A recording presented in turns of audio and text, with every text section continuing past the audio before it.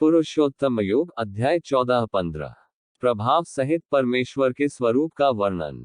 हे अर्जुन, जो प्रकाश सूर्य में स्थित है जिससे समस्त संसार प्रकाशित होता है, जो प्रकाश चंद्रमा में स्थित है और जो प्रकाश अग्नि में स्थित है, उस प्रकाश को तू मुझसे ही उत्पन्न।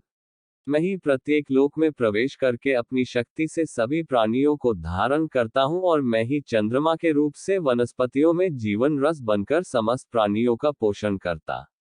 मैं ही पाचन अग्नि के रूप में समस्त जीवों के शरीर में स्थित रहता हूँ। मैं ही प्राण वायु और अपान वायु को संतुलित रखते हुए 4 प्रकार के चबाने वाले, पीने वाले, चाटने वाले और चूसने वाले अन्नों को पचाता। मैं ही समस्त जीवों के हृदय में आत्मा रूप में स्थित हूँ। मेरे द्वारा ही जीव को वास्तविक स्वरूप की स्मृति, विस्मृति और ज्ञान होता है। मैं ही समस्त वेदों के द्वारा जानने योग्य हूँ। मुझसे ही समस्त वेद उत्पन्न होते हैं और मैं ही समस्त वेदों को जानने वाला। क्षर अक्षर पुरुषोत्तम का विश्लेषण।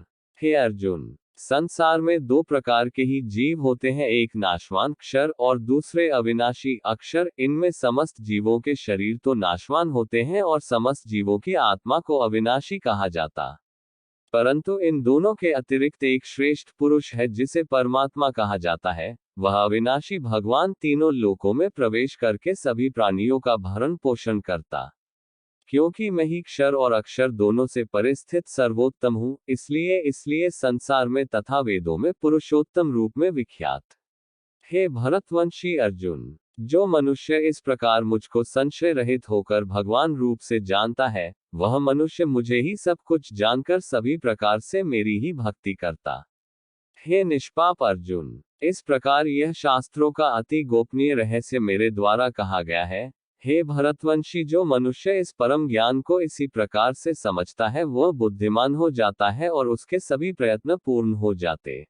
पुरुषोत्तम